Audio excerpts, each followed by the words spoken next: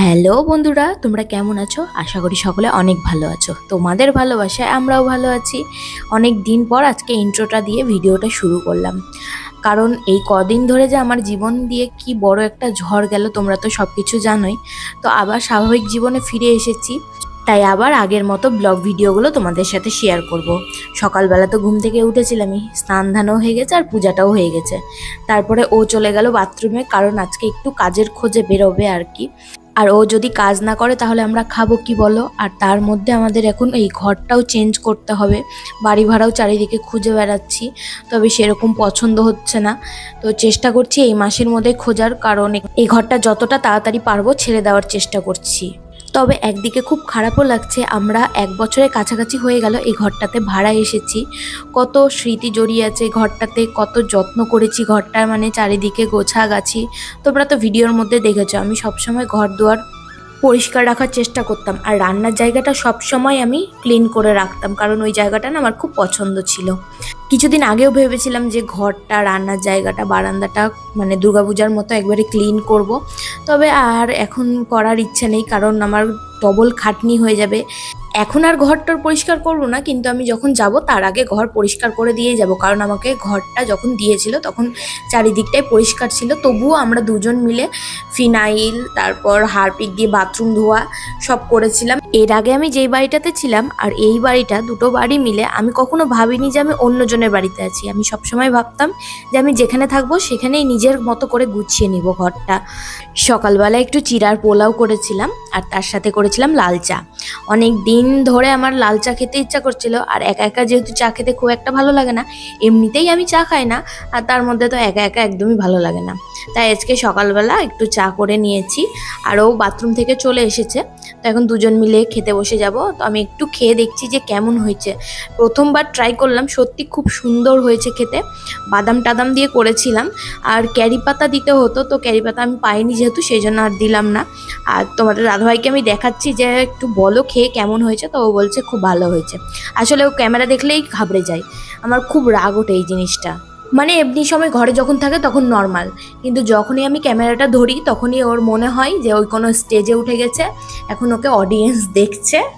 রীতিমতো ওর মুখটা দেখে মনে হয় যে মানে ও খুব ভয় পেয়ে গেছে, ঘাবড়ে গেছে। এই ব্যাপারটা নিয়ে আজকে এত ঝগড়া হলো দুজনের মধ্যে, খুব রাগ উঠে জানো তো।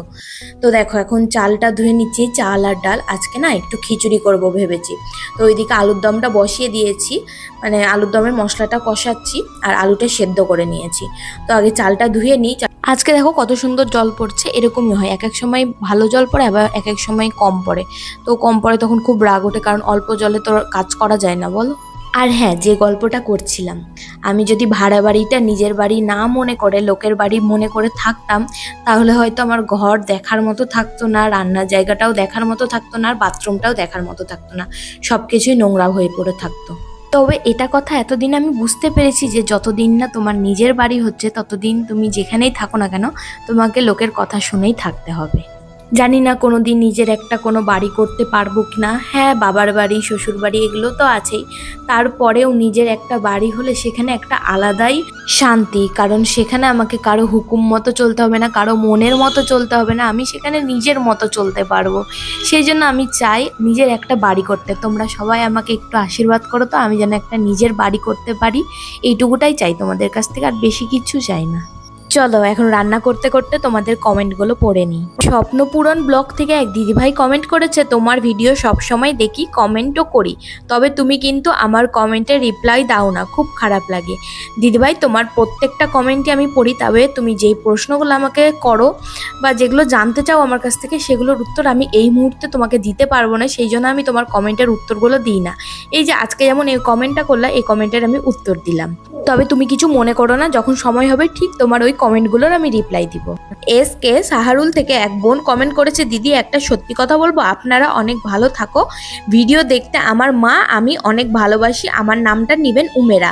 এই যে উমেরা, তোমার নামটা নিয়ে নিলাম, তুমি ভালো থেকো, সুস্থ থেকো, আর আমার ভিডিওগুলো এইভাবেই দেখতে থেকো, তুমি আর তোমার মা। মৃণাল দে নামে এক ভাই কমেন্ট করেছে, আমি কমেন্ট করি কিন্তু তুমি রিপ্লাই করো না আমাকে, আমার খুব খারাপ লাগে। দেখো, খারাপ লাগার কিচ্ছু নেই, অনেক কমেন্ট আসে তো, তাই হয়তো চোখে পড়ো না। এই যে আজকে তোমার কমেন্টটা পড়ে নিলাম, তুমি ভালো থেকো, সুস্থ থেকো। সঙ্গীতা নস্কর নামে এক দিদিভাই কমেন্ট করেছে, কেন বাড়ি যেতে পারো না সেটা বলো, সবই শেয়ার করো। এটাও বলো। দেখো, যদি এটা শেয়ার করার মতো হতো তাহলে আমি অবশ্যই করতাম। তবে তোমাদের আমি সবসময় এই কথাটা বলি যে আমি যখন সব কিছু ঠিকঠাক হয়ে যাবে কেন বাড়ি যেতে পারতাম না, সেই কথাটাও তোমাদের সাথে শেয়ার করব। তোমরা সবাই মিলে যদি আমার ভিডিওতে অনেক অনেক ভালোবাসা দাও তাহলে হয়তো আমরা খুব তাড়াতাড়ি বাড়ি ফিরে যেতে পারবো, আর সব কথাও তোমাদের খুব তাড়াতাড়ি জানাতে পারবো। বৃষ্টি নামে এক বোন কমেন্ট করেছে, একটা মেয়ের বিয়ের পরে স্বামী তার সবকিছু, পরিবারের অন্য সদস্যরা যদি বিপক্ষে চলে যায় আর স্বামী সবসময় পাশে থাকে তাহলে কোনো কষ্টকে কষ্ট মনে হয় না। যাই হোক, ভালো থেকো দিদিভাই তোমরা দুজন সব সময়, আমরা তোমাদের পাশে আছি সব সময়। বাংলাদেশ থেকে আমি বৃষ্টি। থ্যাংক ইউ বৃষ্টি, বাংলাদেশ থেকে আমার ভিডিওটা দেখার জন্য। আর বাংলাদেশ থেকে অনেকে আমার ভিডিও দেখো, কমেন্ট করো। তবে বৃষ্টির কথাটা বাস্তবে একদম সত্যি। শ্বশুরবাড়ির লোক যদি পাশে নাও থাকে, নিজের স্বামী যদি পাশে থাকে তাহলে কষ্টকে আর কষ্ট বলে মনে হয় না। আর আমার না বাংলাদেশে যাওয়ার খুব ইচ্ছা, জানি না কোনোদিন যেতে পারবো কিনা। ববিতা গোড়াই নামে এক দিদিভাই কমেন্ট করেছে, তোমার কথাগুলো আর তোমাকে দেখতে এত মিষ্টি লাগে কিছু বলার নাই। তোমার ভিডিও না দেখলে আমার দিনটা যায় না, তোমার ভিডিও দেখতেই হবে। আমি তোমাকে ফার্স্ট কমেন্ট করলাম, জানি না তুমি আমার কমেন্টটা নিবে কিনা। Love for Durgapur. Thank you কমেন্টটা করার জন্য। এই যে তোমার কমেন্টটাও আমি নিয়ে নিয়েছি আর পড়েও নিয়েছি, খুব ভালো লাগলো তোমার কমেন্টটা পড়ে। বর্ষা বাগ নামে এক বোন কমেন্ট করেছে, দিদিভাই তোমাকে আর দাদাভাইকে দেখলে মনে হয় যেন তোমরা একে অপরের জন্যই জন্মেছো। দিদিভাই তোমরা দুজনে ভালো থেকো।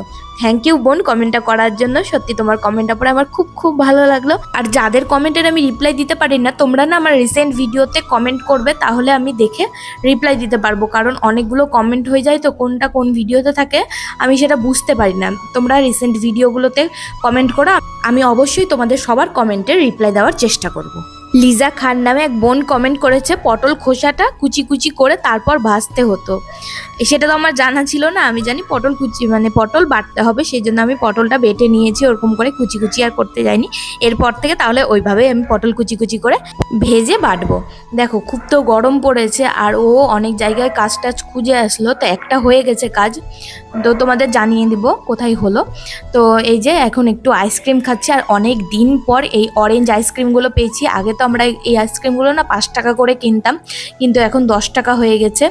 আর খেতে আমার এই অরেঞ্জ আইসক্রিমগুলো দারুণ লাগে।